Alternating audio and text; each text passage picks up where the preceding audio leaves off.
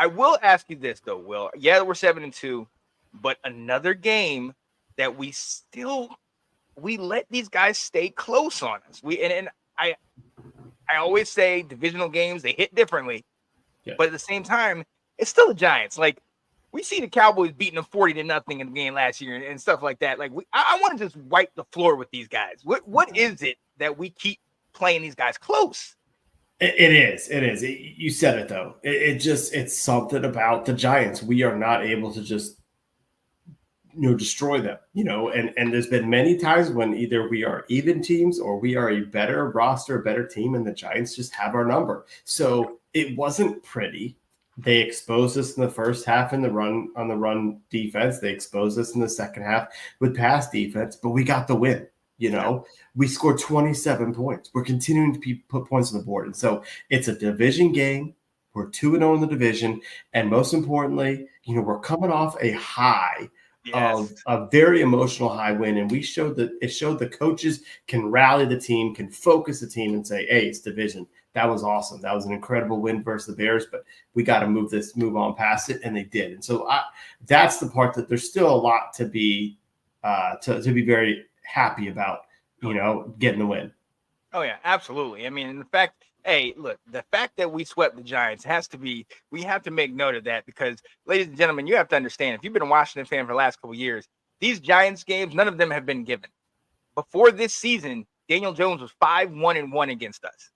Now, Daniel Jones has not done anything for the rest of his career, but when he plays Washington, some reason he gets up for this game and he plays well. But to your point, after the emotional game we had this week, a lot of times this game could have been a letdown, but we got fired up. We did what we needed to do, and it felt great to come away with this. Although towards at one point it was kind of like, wait a minute, are we letting them back in? Are they really going to get back in this thing? Come on, y'all, put this thing away.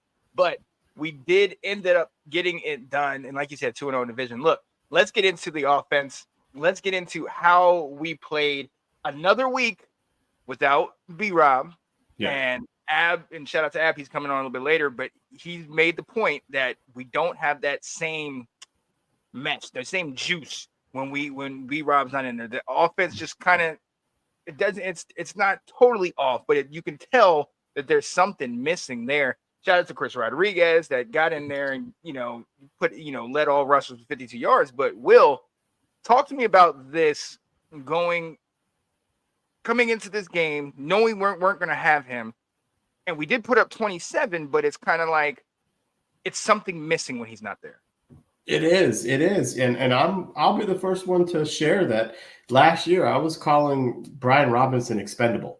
That he was all right, but I didn't think he was anything I'm not re-signing this guy. We'll draft somebody else in the third round and let him take over. Well, we're kind of showing that he's a little bit more than that. In our offense, he's a pretty big key to that offense, because now he's fast and he's physical and he has the ability to get a few more yards on every play. And that was kind of missing, on Sunday. I will give them this credit though. Unlike against the Ravens, they didn't abandon the run game. We had 18 carries against the Ravens in total, where at times we'd be giving the ball to Brian Robinson 18 times a game, but they kept with it, and they had close to 150 yards through the ground by their three running backs plus Jaden. He was much more careful with his running. They were timely, great decisions when he chose to run. So I do like the fact that we didn't abandon the run, and so we were able to keep it part of the game plan. And that last drive that we had, it was just first down after first down and runs after runs, and by Rodriguez and McNichols, and they really kind of helped ice the game for us, which was really important. So I do like that they were able to have some sort of a run game, which when the last time he was out, we did not.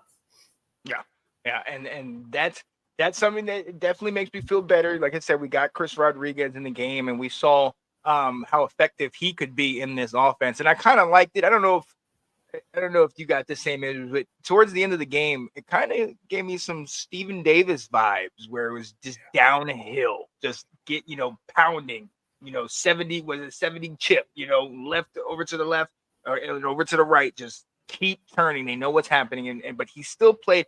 And for somebody that we didn't know if he was even going to make the roster, we knew McNichols came up and, Wiley and all those guys. So to see that he made it, and then to see that he comes in, he dresses, he plays in this game, and he was effective. We talk about next man up. We talk about, hey, making the best of your opportunity. I love that we're able to see this guy. What does this though say for McNichols? Is he in jeopardy? Is this running back by committee? I think it's running back by committee. I think the concern is going to be right now is which one of those guys goes through waivers. I think Rodriguez is the one who is supposed to be sent back down because he got brought up through the practice squad as part of your injury rules and stuff. There are two different running backs. McNichols kind of follows a little bit more of the Eckler role. He's a little bit more shiftier, whereas Rodriguez is a little bit more of the physical runner that Brian Robinson is. But I think it's kind of interesting because during training camp, this guy wasn't getting playing time, and he got cut because of attitude. Yeah, he kind of came in entitled, saying like, "Well, I was drafted here last year, and I was running back 3, and I showed some things, and but look at him now getting a chance. That just shows how winning is contagious. And when you see a guy like McNichols come up, who just special teams, gets a start, makes big plays, goes back to special teams, comes back and gets some more opportunities. It's kind of like, all right, well, maybe, if he can do it and then he gets his chance to shine, maybe I should just do my job, right, play my role, and I'll get an opportunity. And when my opportunity comes, I'm ready to go because you're on a good team. Right. You're on a team that has the running game working with the read option plays or the option plays with JD5. You've got an offensive line that's clicking right now. So it's a good place to be. So it was good to see him come. It's a great question you bring up of like what happens between the two of them. I think maybe McNichols still has the edge, but it'll be interesting to see kind of what happens with that slot. Oh yeah, definitely. Like to your point, definitely a good sign to see whoever they're put in there is up to the challenge, and they're continuing to help our offense run. Now, mind you, I think Thibodeau wasn't in the game for the Giants. Correct. You know what I mean? And so we were able to run a lot better on them than probably been the last time. But it was good to see this. But when the running game's working, then you have the timely passes. And I'm gonna let you talk about Noah, but I got to talk about Terry. Now, he only had 2 receptions for under 20 yards. And you look at that, if you just leave it there, you're sitting here like, what's going on? What are we doing? Yeah. And then you see those 2 touchdowns. Yeah. And then you see it and you're like, whoa, especially the one right before the half where it's like we knew we were getting the ball in the second half. For them to take that chance, it was almost reminded me of the NFC Championship game where Tom Brady and the Buccaneers when they played the Packers. And it was a 4th and 1, and everybody thought he was gonna, spike it or just run a little, kneel it, and he ended up going deep and hitting the fade route to Scotty Brooks. Like that's what it seemed like. It was like we took their heart right before the half, and then got the ball in the second half. But even though that was only 2 receptions for Terry, it's like they have a checklist in Washington. Get Terry his touches, get Terry his numbers or his touchdowns or whatever. And let's go from there. And everybody else can eat and do it like that. Talk to me about the attention we're finally putting on Terry and how the other guys are eating. I needed to hear you say that. Yeah. I did. Because I've heard you complain that Terry doesn't get the ball in the preseason, Sean. Yes. Okay. Yes. Ball every game, every day. That's my guy. Yeah, no, you're totally right. He had the most impactful 2 catches anyone could ever have in a game. If all you're going to do is make 2 catches. Now, also, how in the world does Deonte Banks give up that touchdown pass?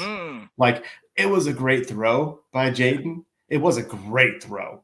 But also, like, if that usually is a play that we're on the other side of, the losing side of that, and that's what we're sitting going, how the bleep do you give that up? Like there's only one place they can throw the ball, that's end zone, or 2 places, end zone or out of bounds, and you give up a play behind you. Like, come on now.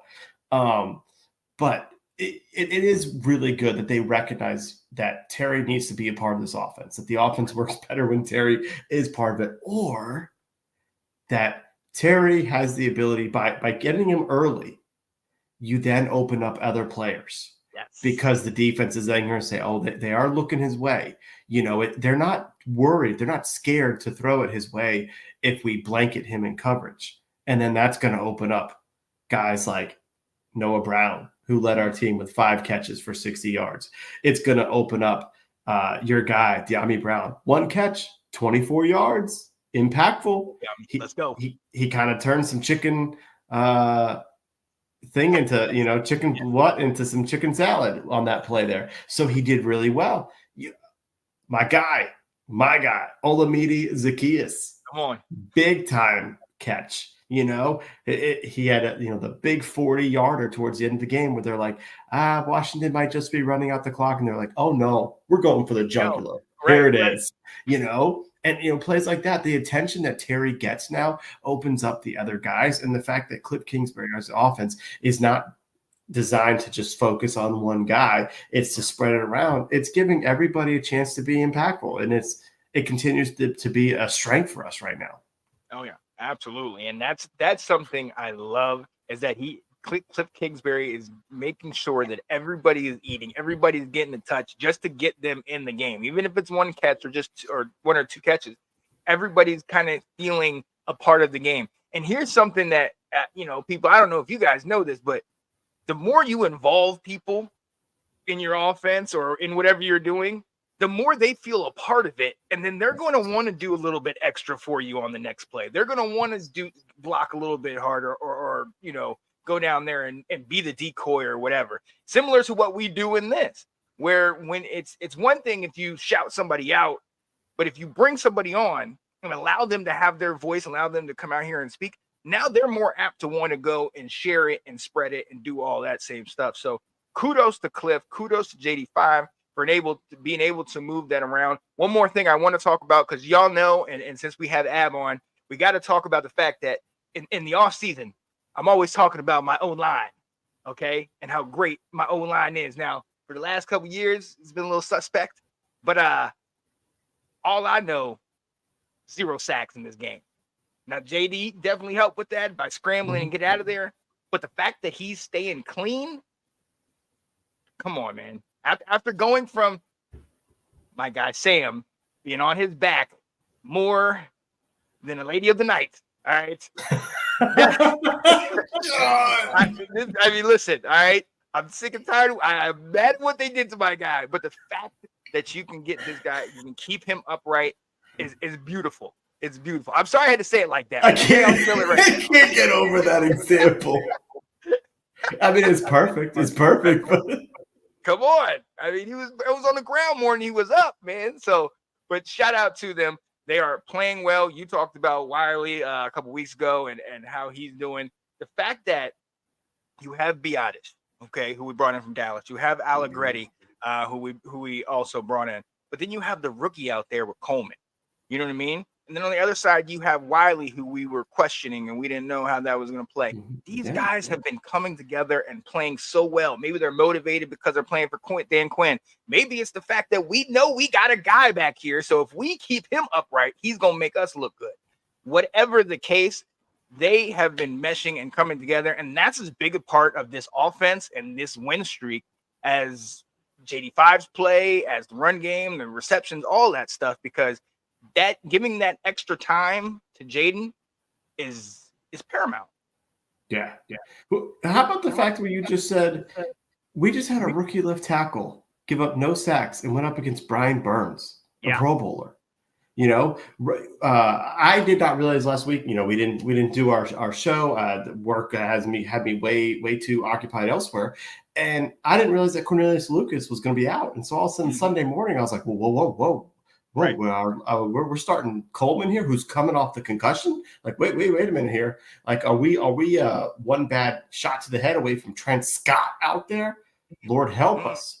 And he performed extremely well. Dan Quinn was thrilled with him, and it continues to go back to why, like, I can't question anything about this team. I don't second guess what these guys do, because they're sitting there, they're in the draft, and we're sitting there like, you just drafted a defensive tackle? What? Wait, okay, we just traded a pick back. We just gave the Eagles a chance to draft a corner. wait, you just drafted a corner? You just drafted a tight end? And we're sitting here like freaking out during the draft in the second round going, what are we doing? Right. And then Adam Page is like, okay, now I'll go ahead and get my left tackle. Calm as can be. Like, it's just, they just continue to impress how this organization gets put together. And it's another great performance by him. So, yeah, that was so big to see. Oh, yeah, absolutely. And I'm glad to see what they're doing. And to your point, even with everything, we're going to talk about what happened at the trade deadline, even with everything with that, it was kind of just like, just wait, just hold. Yes. There they go. Yeah. There they go. That's the move they're making. I love that William Wallace reference you just made. Yo, let's go on to defense. Let's talk about it. Because we gave up 18 in the first game. We gave up 22 in this one. For the most part of the game, it was, 24-7, 24-10. We were winning the thing pretty handily. They started to come back as of late. Run game, they had over 150 yards on the ground. Teams still seemed to gash us. They didn't have Singletary this time. This time, Tyrone Tracy was their back who was getting it done. And then Daniel Jones. Oh, they did have Singletary this time, but he didn't. He only had 33 yards on the ground. Again, it's another thing where they just keep running on us. Daniel Jones had over 50 yards rushing, and it's something where it's like we're getting gashed, but it's not affecting us so much that it's ruining, the game, or they're, able to score or dictate what goes on. But still, and I've been talking to people, and it's kind of like, can't we just stop that? Like, this isn't Derrick Henry and Lamar. I get that. They do it against everybody in the league. But some of these, Tyrone Tracy, shout out to him, but Singletary and these guys, the Chase Browns of the world, you know what I mean? Even James Conner had over 100 on us, and we were like, really? Did he? But everybody is eating on us in that run game, man. Should I be concerned with this? Yes, absolutely. Yes, we should be concerned with it. There may be a remedy, or help is on the way. Shout out one of my favorite Rise Again songs. And so that, there could be some change with that, but yeah, by all means, I mean, a guy like Tyrone Tracy, kind of gashing you in the first half of the game was not a good sight. And thank you, Brian Dable, and your awful play calling. You drive right down on us to get points, and then the very next drive, you throw the ball. Like, what are you doing? So you punt it right to us. I had a friend, Corey, was at the game, and so we were texting during the game, and he was just like, "What? Why are we throwing the ball right now? We just drove the entire length of the field running it, and we come out throwing." So by all means, it certainly is a concern. When Ab gets on here, we'll talk about one of the ways that we're able to potentially fix it with the scheme change that might be able to happen. But yeah, by all means, this is a very, very much a concern of what's happening with us.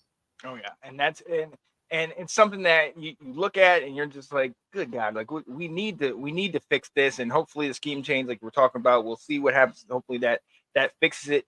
But then you look at it, that what really stopped it was the play calling, that they went to the pass. Now, here's where I think we did positive, and a lot of people have a lot of different things to say. Look, we know how good, or the lack of talent, that we have in the secondary. We've known that since the beginning of the year. We've talked about that in the preseason coming into this. So we know we needed help. Thankfully, they heard us and they addressed that. Mm-hmm. With that being said, we gave up 10 catches for 127 yards to Malik Neighbors in the first game. Yep. Now, that was week 2. We gave 9 catches, but for under 60 yards in this ball game. Mm-hmm. Improvement. Now, whether it's what they're doing, if they're playing zone, if it's they're moving different guys to different positions, I haven't dove in that deep on the film to see what exactly they're doing, but I'm impressed by that. And especially with the move that we've made, it gives me hope going forward, because of the fact that we've not had any shortage of great or legit wide receivers that we've had to play this year. And yes, the Jamar Chase and Malik Neighbors in the first game, and some of these guys, Evans and Godwin in that very first game, they've gotten some yards on us. Marvin Harrison went right down the field and scored a touchdown on us. Yes, but it's not it's not dictating the game. It's like we give it to them, and it's like, okay, all right, you got that one. And then we start to slowly shut it down and put the clamps down on them. Will, talk to me about our secondary. We know we just got help. We know we've needed it. But something about the way that Quinn and Joe Witt Jr. are coaching these guys, maybe they're playing above their weight because they just really bought in. Or is it the scheme? Like, what is happening to where we know what we have, but by the numbers, I think week 8 we were a top 15 overall defense. Right. So talk to me about what's going on in house. What are we doing in that secondary? Yeah, and I think being around that 15 spot, so about middle of the league in defense sounds about right with how they're playing. They're not great. They do give up plays, but like you said, you kept their number one receiver who torched you the week before under 60 yards. Yeah, okay, so you gave up 9 catches, and they became pretty impactful. He was helping them get first downs, move the chains in the second half. You kept their quarterback to under 200 yards passing. Heck, you kept him under 175 yards passing. Daniel Jones was efficient out there, but he wasn't getting big plays on you. You didn't give up the long touchdown passes against him. They kind of chunked you down the field. And so they have been able to make some changes and some adjustments to kind of go with that bend, don't break. You wish they could be a lot more aggressive and be a lot more turnover opportunistic, but that just doesn't seem to be the personnel that we have. And I applaud our coaching staff for kind of figure out, okay, how can we make this work? We can't run the scheme we may want to run. We can't be as aggressive as we may want to, but how can we do it so we can still be effective? And most importantly, get off the field on third down. And they've been able to do that. Oh, yeah. And that's something that I'm excited to see. And we start to talk about, okay, well, where is this talent coming from? Where is it coming? We know Bobby Wagner. He's always up there on the top of the list or close to the top in tackles. And I still have a bone to pick with the refs in that game. Yes. Because you remember that fumble early on where Bobby took it back? That's a touchdown. Okay? Let them play, because that was definitely a touchdown. And kudos to him for having the wherewithal to pick up the ball, take it into the end zone, and just keep playing through that, man. That was huge. But I love seeing that. But I got to talk about Jeremy Chin in this game. We've all talked about how, there's been times where he's struggling. We're kind of questioning how good is he really. 11 tackles, 7 of them solo, then had 2 tackles for loss and a pass deflection in this game. With him, with all of these guys, it's just like it's somebody new each week. Each week, it's some guy that's coming up and making the best of his opportunity. And it really makes you sit there and be like, oh, last week, this guy is not doing it. Oh, shoot, look, he's doing it. It shows you they're looking at film. They're being coached up correctly. And these guys are coming together. Word that Ab says all the time is cohesion. They're playing together. They're communicating. Willie Jackson, communication. I mean, come on. I mean, they are talking to each other and they're keeping together. And I think that contributes to the fact of how well we're doing, Oh, totally. I mean, we've been critical at times this year of people making their impact. And Chin, in the beginning of the season, was not making the kind of impact that we thought he would make. And, then we've sort of heard a little bit as things have gone on and a little bit that we mentioned where they've been able to kind of shore up a little bit of the secondary. And Dan Quinn has said that Chin deserves a lot of credit. Him and Wagner are talking. They're keeping everybody in step to know what they should be doing. And you saw another game where he was able to make an impact. The pass deflection he had on the throw to, it was either Bellinger or Theo Johnson. It's a great deflection away to stop on third down. When he read the screen and thumped Wan'Dale Robinson, that was a tone setter. I talk about that with special teams all the time, but he did it too, where it just kind of gets everybody hyped up. And you said it perfectly when it's a different guy every single week. If it's not Luvu, it's Chin, or it's Wagner, or it's Fowler, who got 2 sacks again this week as our leading sack guy, or it's Dorrance Armstrong. Or it's always someone every week where to kind of step up and make plays, and that's exactly what you want. We're not as predictable as well. That you got to make sure you get a hat on this guy, and then we'll be successful. Oh yeah. And I think the real question, if we're really being realistic and being honest with ourselves, and we're looking at this, You look at who we've played. Let's be honest. The Giants, we played them twice, held them to under 23 total points. Arizona, which has been playing a lot better as of late. They're up and down. They're up and down. We held them to 14. Obviously, what Mhm. Baltimore did, Carolina, we did what we had to. Chicago, we had shut them out for the majority of the game until late third quarter and then into the game when they ended up scoring. This defense has been playing above their weight. But I think my question, Will, realistically, can they sustain it? I don't think so. I mean, I don't. I mean, you got to hope what we brought in is going to be a quick fix. But I mean, I've been waiting for a while that the dam's going to break. Like, I'm still worried about that Philly game, man. We've seen now AJ Brown's out a little bit, but we've seen Devontae Smith run all over us. Before we've seen them pass all over us. So yeah, I'm still worried about it without a doubt. Oh yeah, it should be interesting. It should definitely be interesting going down, but I believe that, at least as long as they're coaching, I will put my confidence in that. But yeah, to your point, I'm not looking forward to some of those games. Let's one more thing real quick before we bring our guy Ab on. Let's talk special teams. Will, you know how I feel about my guys. This is my favorite area. And Yes. another game where Tress Way undergains our quarterback. Only 2 punts, 109 yards. Tress got a nice light day today. I liked it. Or on a Sunday. I enjoyed it. I appreciate it, Tress. Keep having your vacation year. You're not going to be getting rewarded at the end of the season, and it's okay because you might be in the playoffs. So just enjoy yourself, Tress. Enjoy yourself. But Will, talk to me about the special teams. Siebert, another perfect game. Mm-hmm. Yeah, huge, especially when now you look at, what was the final score and Austin Siebert kicking his field goals, And one of the things I was kind of thinking about while watching that game is, the touchdown to Terry, him making the field goals. I'm like, this is the kind of stuff that we would miss when we were with Ron. That would just make the game that much harder to win. But with this team right now, we're making the plays. No, Siebert is great, although cause for concern, he did not practice today with a right hip injury. Oh. I don't know what that's all about. So definitely something to be worried about. And here it comes. The Right. other two. Right. Look, and to how well we did. Eckler had one kick return. Almighty Zacchaeus only had one punt return. So they really weren't a huge factor. But the fact that we are still doing well at kicking. Tress Way is getting a lot of rest. We're good.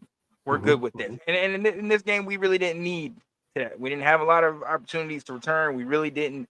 It didn't affect us one way or the other, but those kicks were huge, and I absolutely love it. And the punts too, because we got one of those. One of the two was in the 20, so definitely flip the field position, and it's always good to see Tress get out there. Just warm up. Don't get tight on the sidelines, Tress. Just get out there and warm up, buddy. I know your wrist was hurting. I know, man. Just get out there. Love it. But look, ladies and gentlemen, that's a brief little recap of the Giants game.